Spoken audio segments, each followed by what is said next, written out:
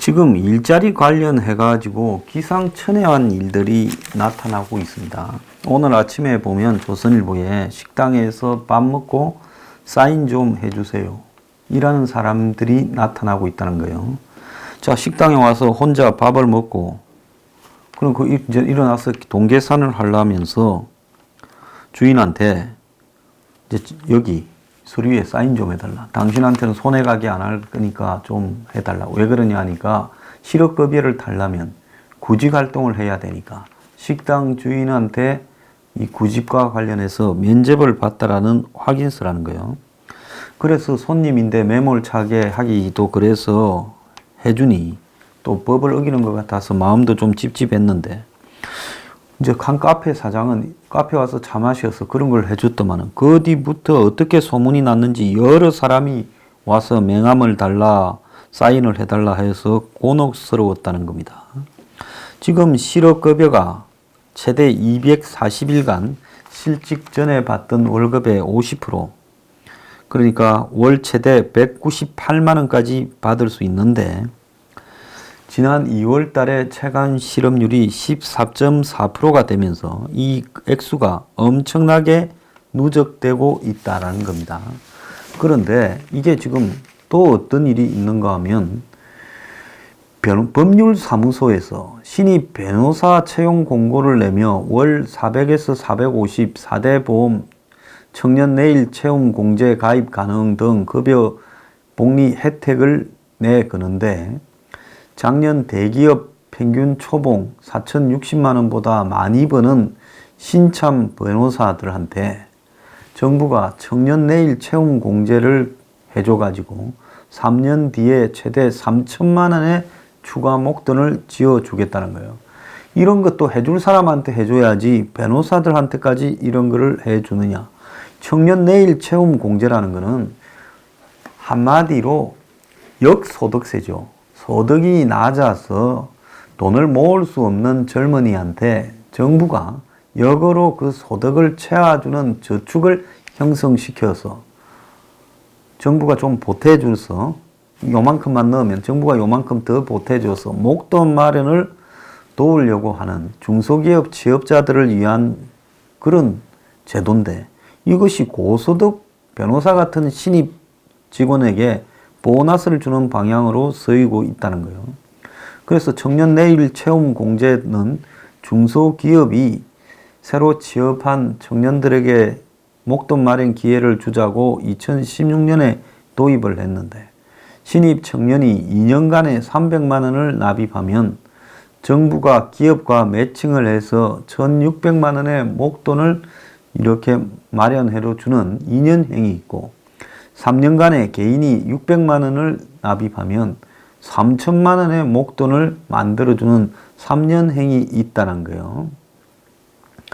그런데 정부가 그러잖아도 월급이 450만 원이나 돼서 대기업에 신규 취업한 이 직원들보다 더 많이 받는 변호사들한테 이런 거를 해준다. 이게 말이 되는 이야기입니까? 심지어 이 청년 내일 채용 공제라는 게 로펌, 병원, 의원, 전문직 종사자들과 한테까지도 가고 심지어 이 법률사무소, 세무사, 노무사 이런 업종까지도 있었다는 겁니다. 4%가 이런 전문직 종사자들이었다는 거예요. 참 기가 찬 일이 아닐 수 없습니다.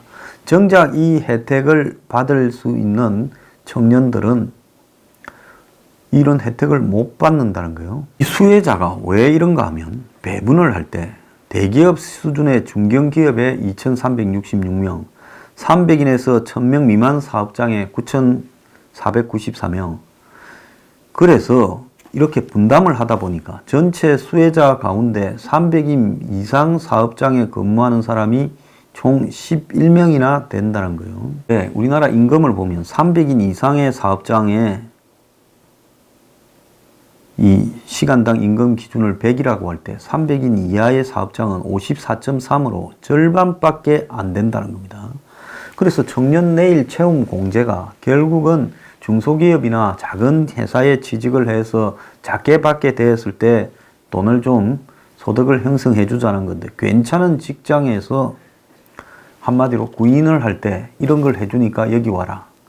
변호사들도 이런 걸 해주겠다. 보너스 월급처럼 사용되는데 정작 이게 필요한 중소기업 직원들은 받지 못하는 경우가 많다는 겁니다. 경기도 파이프 공장에서 일하는 신참들은 초봉이 2,200만 원인데 청년내일 채용 공제를 못 받는다는 거예요. 자, 후배 직원 연금이 갑자기 나보다 1,000만 원 이상 이걸 받아서 늘어나면 기분이 좋겠느냐. 몸 써가지고 열심히 일하는데.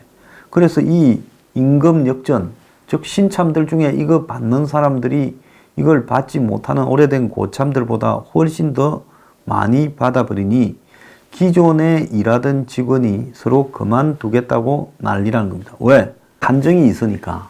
어떤 데는 대기업이나 어떤 데는 전문직까지도 적용이 되고 어떤 데는 이런 것이 그냥 아예 적용이 안 되니까 필요한 사람 중에는 못 받는 사람들도 많아졌다라는 겁니다. 자, 그래서 2,200원 받던 사람은 그대로 받고 5, 6천만 원 정도 받는 사람이 한마디로 2, 3년 뒤에 3천만 원을 더 받게 된다면 이것이 옳은 것이냐는 거죠. 그러니까 뭔 제도를 하더라도 제대로 해야 되는데 이 짓거리를 하고 있는 겁니다. 지금 드러난 국회에 보고된 2012년부터 올해 1월까지 실업급여를 부당으로 받은 사람이 1,345억이나 된다는 거예요. 올 1월 달에도 20억이 드러났다는데 가짜 증명서 등을 만들어 가지고 실업급여를 부당으로 수급을 한다는 겁니다. 자, 오늘 막 나온 뉴스를 보면요. 국가 부채가 1,700조에 육박하고 있다. 그리고 여기에 더해 공무원 군인연금 충당 부채가 눈더미처럼 나타나고 있다. 커지고 있다. 자, 국가 채무가 1인당 1,319만 원이고, 자, 여기에 더해 중앙정부나 지방정부가 반드시 갚아야 할 국가 채무가 680조 7천억으로 1인당 아까 말한 1,319만 원에 달하고 있다는 겁니다. 근데 최근에 공무원 군인연금 충당 부채가 공무원과 군인의 재직자 수, 근무기간 증가, 할인율 인하 등으로 2013년 이후에 급격하게 늘어났다라는 겁니다. 자, 여러분, 그런데 지금 가계부채가요 1,534조를 넘었습니다. 근데 방금 이야기한 거는 또 국가부채가 1,700조를 넘었다는 겁니다. 자, 이게 지금 나라가 거의 빚더미로 올라앉고 있는데 이게 정상인가에 대해서 우리가 좀 이 고민을 많이 해야 되는 거예요. 내 정부가 공무원 군인한테만 지급해야 될 연금액을 의미하는 연금 충당 부채가 작년 한 해만 94조가 늘어났다는 겁니다. 그러니까 공무원하고 군인한테 대줘야 될 연금의 부채가 1년에 94조라는 겁니다. 연금 충당 부채는 2016년 이후 3년간 매년 90조 원대에 머물고 있어요. 지난해는 이것뿐만 아니라 정부가 재정 지출을 뒷받침하기 위해 국채 발행까지도 했다는 겁니다. 그래서 국가 부채의 이제 종류 중에 이제 여러 가지가 있는데 아까 말한 반드시 갚아야 할 중앙정부, 지방정부의 부채는 디완이라고 부르는데 이것이 680조 7천억이라는 겁니다. 그러면 전체 1,700조 중에서 한 1,000조 정도는 국가가 그냥 이 국가 부채로 쌓아두지만은 이거 연금 충당 부채가 주로 그런 거예요. 연금 충당 부채는 지금 현재 939조가 넘어가는 940조쯤 되는 지금 현상이 나타나고 있습니다. 작년에만 문 정권이 하도 많이 뜯어내 가지고 세수가 호조라서 적자 규모가 10조 6천억이라가 정부가 반드시 갚아야 될 부채가 이 작년에는 10조 6천억만 있었습니다. 그 전에보다는 8조 정도 줄었어요. 자, 그런데 이 아무런 문제가 없는 것처럼 이렇게 하면서 반드시 갚아야 될 부채가 680조 7천억이고 그것과 연금 충당금까지 다 하게 되면 1,700조를 만들어 버렸습니다. 참 기가 찬 이야기입니다. 가계부채가 1534조. 여러분들은 솔직히 경제에 대한 대부분이 전문 지식이 없고 이 돈들이 그래 쌓여서 부채가 되면 뭐 어쩌란 말이냐, 내가 무슨 빚낸 것도 아니지 않느냐, 이렇게 생각할 수 있어요.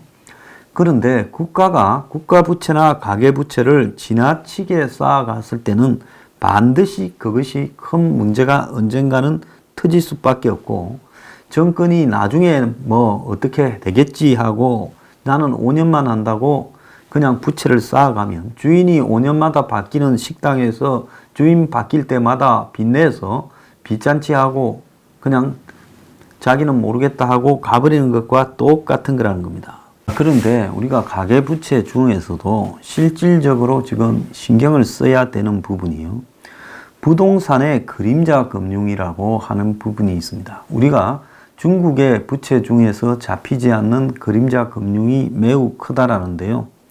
우리나라의 부동산의 그림자 금융이 작년 10월 달에 300조가 넘어간다. 그러니까 지금은 300조를 훨씬 더 넘겼을 거다, 그렇게 보입니다. 그런데 부동산의 이 그림자 금융은 과연 뭐냐? 부동산 펀드와 부동산 신탁입니다. 제가 우리들 병원에 부동산 신탁으로 1,400억을 대출해 줬다 하지 않습니까? 그것도 아직 돈이 안 갚아졌다면 그것이 부동산 신탁의 부채인 거죠. 자, 그래서 부동산 펀드가 지금 작년 9월 말 기준으로 71조 3천억, 부동산 신탁이 작년 7월 말 기준으로 236조 2천억, 이 두 개를 합치니까 300조가 훨씬 넘었지요. 그래서 부동산 펀드는 직접 투자하는 것보다는 유동성 확보가 쉽고 세금 부담이 적다. 그래서 사람들이 직접 부동산을 사게 되면 그걸 나중에 내가 팔지를 못하고 팔 때까지 돈이 묶여 있는데, 펀드를 통해서 부동산 관련 펀드를 통해서 부동산 투자를 하면 자금 회수가 쉽다. 이래서 펀드가 돈이 몰리면서 매년 20-30%씩 이렇게 빠르게 증가했는데, 문제는 지금 부동산 경기가 하락에 접어들고 그 다음에 가격이 내려가면 이제 부동산 펀드도 큰 문제가 생길 수 있다는 겁니다. 실제로 지금 상업용 부동산의 공실률, 지금 서울 시내 곳곳에 오피스텔이나 이런 것들이 지금 문제가 너무 많다. 뭐 20%대 공실률이 있는 서울 도심이 수두룩하다. 심지어 경리단길 같은 데는 한 20% 된다. 이렇게 이야기를 하지 않습니까? 자, 이 속에서 지금 가계부채와 다른 또 다른 부동산 펀드, 또 더 나아가서 부동산 신탁 등도 300조가 넘는 돈이 앞으로 폭탄이라는 겁니다. 자, 3월에 수출액도 마이너스 8.2가 나왔습니다. 지난달보다는 덜했습니다만은 1월달보다는 더 심각했습니다. 지난달에 마이너스 11.4였는데요. 달수도 작고 지난달에는 설이 끼어 있어서 그랬는데요. 자, 그런 점을 감안한다면 지금 이번 달에 잠깐 적게 수출이 감소한 게 아니라 역시 수출 감소가 대세인데, 지난달에는 워낙 설 연휴에 한 일주일가량 놀고 또 지난달 달 숫자도 3일간 적어서 그랬던 걸로 보입니다. 그런데 지금 반도체가 이 디램 값이 1년 새 반토막이 나서 반도체 수출도 절벽이 지금 되어가고 있다. 그래서 반도체와 함께 또 다른 수출 주력 품목인 석유화학, 석유 제품, 무선 통신기기 등이 수출 감소세를 면치 못하면서 13개 주력 수출 품목 중에서 선박을 제외한 12개 품목이 수출이 지난달, 그러니까 3월 달에 감소세를 나타냈다는 겁니다. 수입은 6.7% 감소해서 418억 9천만 달러, 그리고 수출은 8.2% 감소해서 471억 1천만 달러를 기록했다는 겁니다. 반도체 수출이 3월 달에는 물량은 조금 증가가 됐지만 가격이 폭락하면서 지난해 3월에 비교해서 16.6%나 감소했다는 겁니다. 반도체가 왜 이렇게 불황인가 하는 부분에 한국이 주로 수출을 하는 나라가 중국인데 우리가 반도체를 만들어서 중국을 수출하면 중국을 그걸 가지고 전자제품, 완성품을 만들어서 수출하겠죠.